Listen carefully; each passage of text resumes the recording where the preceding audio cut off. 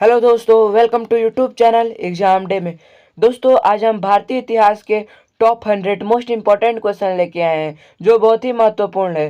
दोस्तों, अगर आपने यह पूरा वीडियो एंड तक देख लिया तो मैं आपको इतना विश्वास दिला सकता हूं कि अगर आपके पेपर में भारतीय इतिहास से कोई भी क्वेश्चन पूछेगा तो इस वीडियो में वह क्वेश्चन छूटेगा नहीं। तो वीडियो महत्वपूर्ण होने वाला है, वीडियो के एंड तक जरूर बने रहिएगा। और हाँ, आप मेरे चैनल पर नए हैं तो चैनल को सब्सक्राइब कर लीजिए, जिससे आपको ऐसे ही वीडियो मिलते रहेंगे। तो चलिए हम लोग क्वेश्चन को स्टार्ट करते हैं। तो हम लोग का पहला क्वेश्चन है, सिंधु घाटी सभ्यता का मुख्य नगर कौन सा था?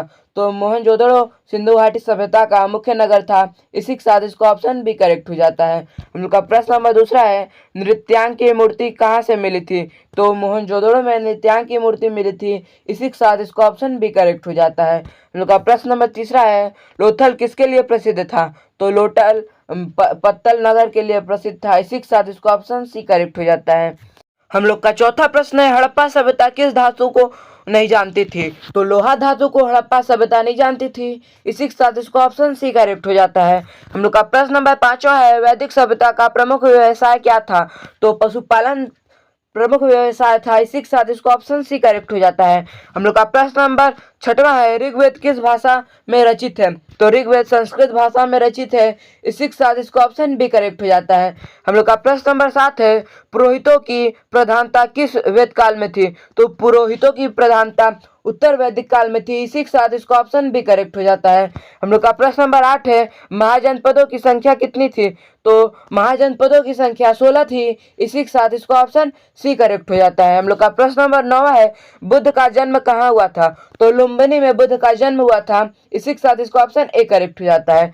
हम लोग का प्रश्न नंबर 10वां है, महात्मा बुद्ध का मूल नाम क्या था? तो महात्मा बुद्ध का मूल नाम सिद्धार्थ था। इसी के साथ इसको ऑप्शन बी करेक्ट हो जाता है। हम लोग का प्रश्न नंबर 11 है, महावीर स्वामी का जन्म कहाँ हुआ था? तो वैशाली में महावीर स्वामी का जन्म हुआ था। इसी के साथ इसको ऑप्शन ए करेक्ट हो जाता है। हम लोग का प्रश्न नंबर 15 है, जैन धर्म के 24वें तीर्थकर कौन थे? तो महावीर थे 24वें तीर्थकर जैन धर्म के। इसी के साथ इसको ऑप्शन सी करेक्ट हो जाता है। हम लोग का प्रश्न नंबर 13 है, बिस्मिसार किस वंश का शासक था? तो बिंबिसार हर्यक वंश का शासक था। इसी के साथ इसको ऑप्शन सी करेक्ट हो जाता है। हम लोग का प्रश्न नंबर 14 है, मौर्य वंश की स्थापना किसने की थी? तो चंद्रगुप्त मौर्य ने मौर्य वंश की स्थापना की थी। इसी के साथ इसको ऑप्शन ए करेक्ट हो जाता है। हम लोग का प्रश्न नंबर 15 है, मेगास्थनीज ने किसकी सभा में निवास किया था? तो चंद्रगुप्त मौर्य की सभा में मेगास्थनीज ने निवास किया था। इसी के साथ इसको ऑप्शन सी करेक्ट हो जाता है। हम लोग का प्रश्न नंबर 16 है, अशोक किस धर्म से जुड़ा था? तो बौद्ध धर्म से अशोक जुड़ा था। इसी के साथ इसको ऑप्शन बी करेक्ट हो जाता है। हम लोग का प्रश्न नंबर 17 है, कलिंग युद्ध किसने लड़ा था? तो कलिंग युद्ध अशोक ने लड़ा था। इसी के साथ इसको ऑप्शन बी करेक्ट हो जाता है। हम लोग का प्रश्न नंबर 18 है, अशोक के अभिलेख किस लिपि में अंकित है? तो ब्राह्मी लिपि में अशोक के अभिलेख लिखित है। इसी के साथ इसको ऑप्शन ए करेक्ट हो जाता है। हम लोग का प्रश्न नंबर 19 है, गुप्त वंश का संस्थापक कौन था? तो चंद्रगुप्त प्रथम था गुप्त वंश का संस्थापक। इसी के साथ इसको ऑप्शन ए करेक्ट हो जाता है। हम लोग का प्रश्न नंबर 20 है, समुद्रगुप्त को किस नाम से जाना जाता था? तो भारतीय नेपोलियन के नाम से जाना जाता था समुद्रगुप्त को। इसी के साथ इसको ऑप्शन ए करेक्ट हो जाता है।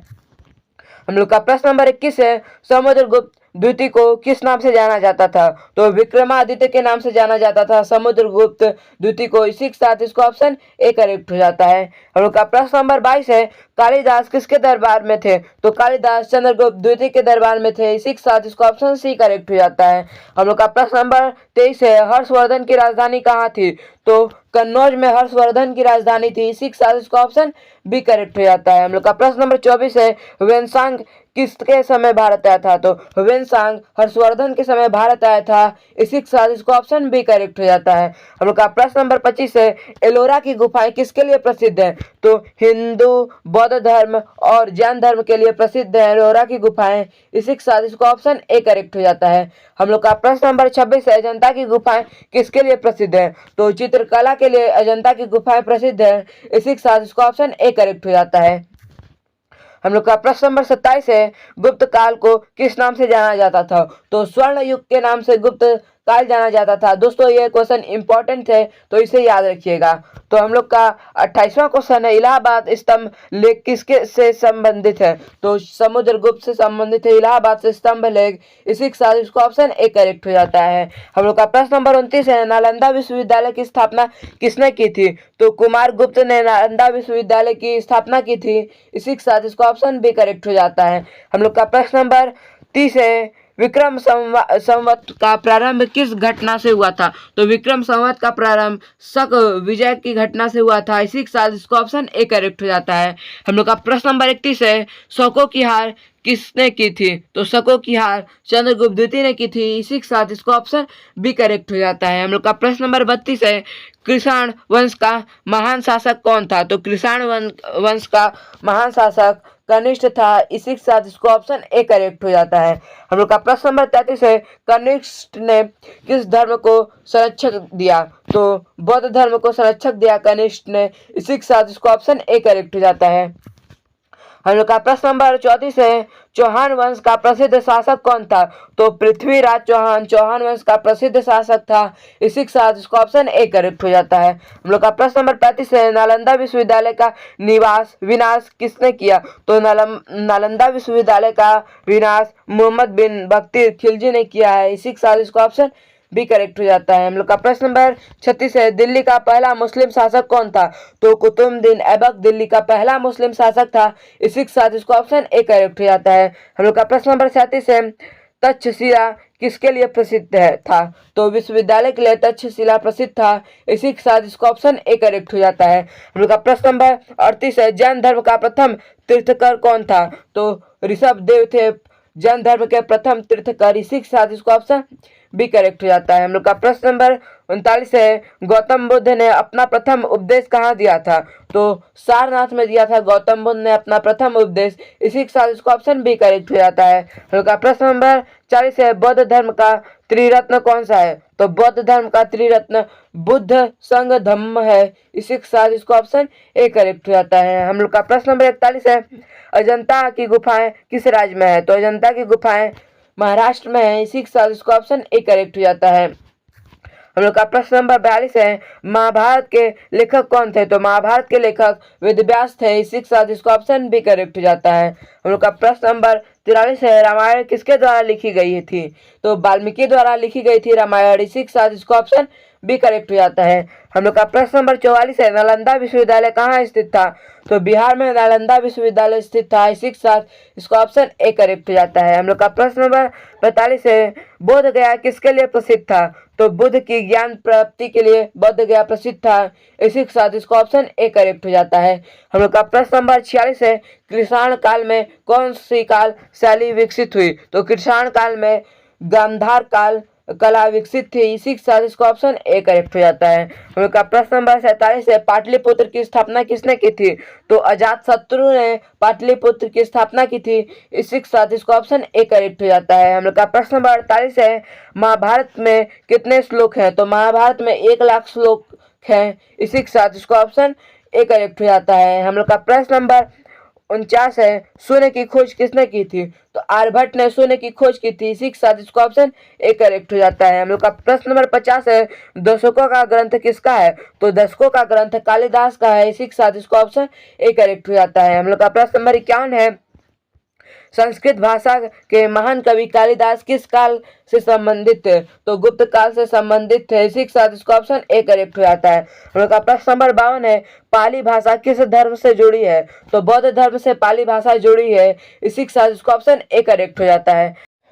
हम लोग का प्रश्न नंबर 53 है, बाणभट्ट किसके दरबारी कवि थे? तो हर्षवर्धन के बाणभट्ट दरबारी कवि थे। इसी के साथ इसका ऑप्शन ए करेक्ट हो जाता है। हम लोग का प्रश्न नंबर 54 है, गुप्त काल में प्रथम धातु कौन सी थी? तो गुप्त काल में सोना प्रथम धातु थी। इसी के साथ इसका ऑप्शन ए करेक्ट हो जाता है। हम लोग का प्रश्न नंबर 55 है, इल्तुतमिश को किस उपाधि से नवाजा गया?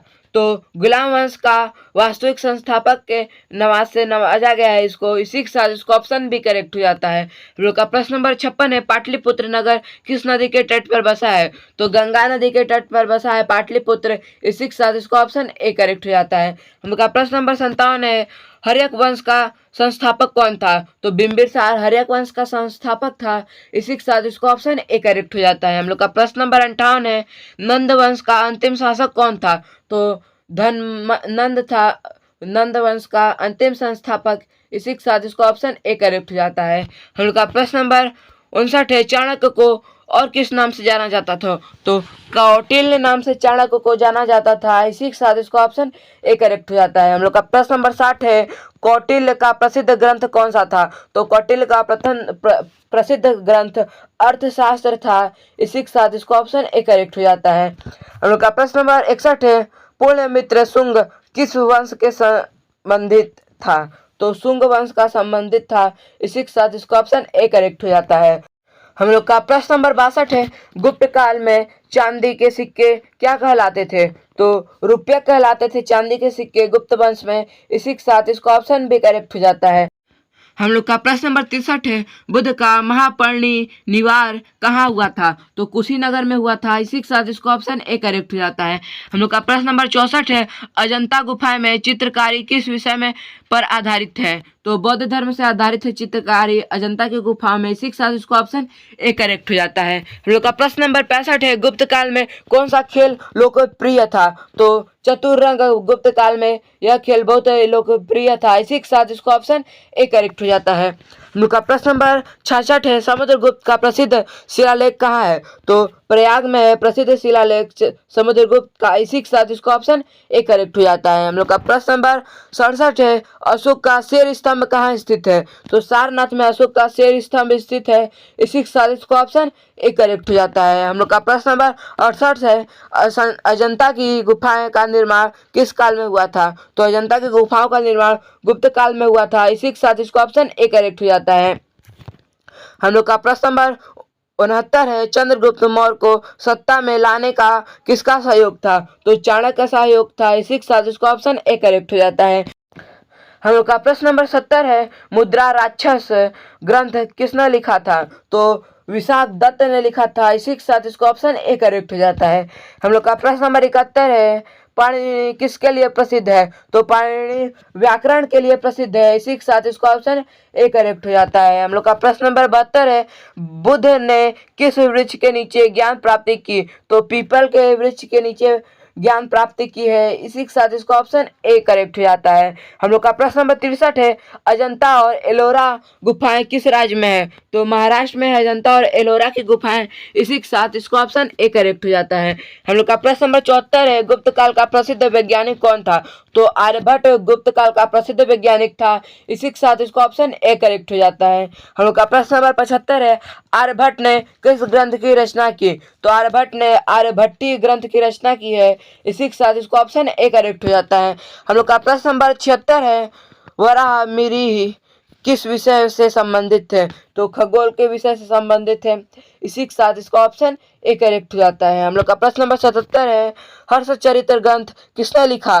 तो बाणभट्ट ने हर्षचरित्र ग्रंथ लिखा है। इसी के साथ इसका ऑप्शन ए करेक्ट हो जाता है। हम लोग का प्रश्न नंबर 78 है, अश्वघोष किस धर्म से संबंधित है? तो बौद्ध धर्म से संबंधित है। इसी के साथ इसका ऑप्शन ए करेक्ट हो जाता है।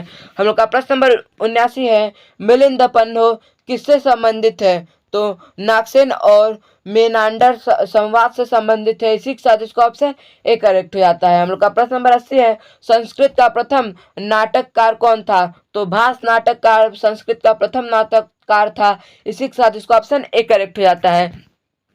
हम लोग का प्रश्न नंबर 81 है, गुप्त काल में धातुओं का उपयोग किस लिए प्रसिद्ध था? तो मूर्तिकाल के लिए प्रसिद्ध था। इसी के साथ इसको ऑप्शन ए करेक्ट हो जाता है। हम लोग का प्रश्न नंबर 82 है, हर्षवर्धन का मृत्यु कब हुआ था? तो सन 1647 ईसा पूर्व में हुआ था। इसी के साथ इसको ऑप्शन ए करेक्ट हो जाता है। हम लोग का प्रश्न नंबर 83 है, कालिदास का प्रसिद्ध महाकाव्य कौन था? तो रघुवंश प्रसिद्ध महाकाव्य प्रसिद्ध था कालिदास का। इसी के साथ इसको ऑप्शन ए करेक्ट हो जाता है। हम लोग का प्रश्न नंबर 84 है, शकुंतला नाटक किसका है? तो शकुंतला नाटक कालिदास का है। इसी के साथ इसको ऑप्शन ए करेक्ट हो जाता है। हम लोग का प्रश्न नंबर 85 है, बुद्ध ने किस धर्म का प्रचार किया? तो मध्यम मार्ग का प्रचार किया है। इसी के साथ इसका ऑप्शन ए करेक्ट हो जाता है। हम लोग का प्रश्न नंबर 86 है, मौर्यकालीन सिक्के किससे बने थे? तो मौर्यकालीन सिक्के धातु से बने थे। इसी के साथ इसका ऑप्शन ए करेक्ट हो जाता है। हम लोग का प्रश्न नंबर 87 है, पुण्यमित्र शुंग किसका सेनापति था? तो पुण्यमित्र शुंग बृहद्रथ का सेनापति था। इसी के साथ इसका ऑप्शन ए करेक्ट हो जाता है। हम लोग का प्रश्न नंबर 88 है, मौर्य काल में सम्राट किसे कहा गया?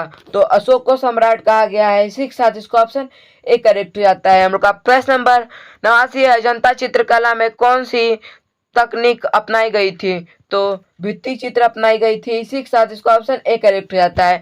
हम लोग का प्रश्न नंबर 90 है, गुप्त काल के सिक्के पर क्या अंकित था? तो देवताओं की मूर्तियों अंकित था। इसी के साथ इसका ऑप्शन ए करेक्ट हो जाता है। हम लोग का प्रश्न नंबर 91 है, समुद्रगुप्त की विजयों का विवरण किस अभिलेख में मिलता है? तो प्रयाग प्रशस्ति अभिलेख में मिलता है। इसी के साथ इसका ऑप्शन ए करेक्ट हो जाता है। हम लोग का प्रश्न नंबर 92 है, अजंता गुफाएं का संरक्षण किसने किया? तो अजंता गुफाओं का संरक्षक वाकाटक शासकों ने किया है। इसी के साथ इसका ऑप्शन ए करेक्ट हो जाता है। हम लोग का प्रश्न नंबर 93 है, अशोक का शिलालेख सर्वप्रथम किसने पढ़ा? तो अशोक का शिलालेख सर्वप्रथम जेम्स प्रिंसेप ने पढ़ा। इसी के साथ इसका ऑप्शन बी करेक्ट हो जाता है। हम लोग का प्रश्न नंबर 94, बौद्ध धर्म की पहली सभा कहाँ हुई थी? तो राजगृह में बौद्ध धर्म की पहली महासभा हुई थी। इसी के साथ इसका ऑप्शन ए करेक्ट हो जाता है। हम लोग का प्रश्न नंबर 95, बौद्ध धर्म की चौथी सभा कहाँ हुई थी? तो कश्मीर में बौद्ध धर्म की चौथी सभा हुई थी। इसी के साथ इसका ऑप्शन ए करेक्ट हो जाता है। हम लोग का प्रश्न नंबर 96, महायान और हिमयान पंथ किस धर्म से संबंधित है? तो बौद्ध धर्म से संबंधित है। इसी के साथ इसको ऑप्शन ए करेक्ट हो जाता है। हम लोग का प्रश्न नंबर 97, जैन धर्म के ग्रंथ किस भाषा में लिखे गए हैं? तो प्राकृत भाषा में लिखे गए हैं। इसी के साथ इसको ऑप्शन बी करेक्ट हो जाता है। हम लोग का प्रश्न नंबर 98, त्रिपिटक किस धर्म का ग्रंथ है? तो बौद्ध धर्म का ग्रंथ है त्रिपिटक। इसी के साथ इसका ऑप्शन ए करेक्ट हो जाता है। हम लोग का प्रश्न नंबर 99 है, बुद्ध ने किस स्थान पर महापरिनिर्वाण प्राप्त किया? तो कुशीनगर में महापरिनिर्वाण प्राप्त किया है बुद्ध ने। इसी के साथ इसका ऑप्शन ए करेक्ट हो जाता है। हम लोग का प्रश्न नंबर 100 है, गुप्त वंश के पतन के बाद उत्तरी भारत में कौन सा वंश उदित हुआ? तो हर्षवर्धन का वंश उदित हुआ है। इसी के साथ इसका ऑप्शन ए करेक्ट हो जाता है। इसी के साथ हम लोग का वीडियो एंड हो जाता है। दोस्तों, अगर आपको मेरा वीडियो अच्छा लगा तो हमारे वीडियो को जरूर से जरूर लाइक करें और हमारा वीडियो कैसा लगा कमेंट में जरूर बताएं। Thank you.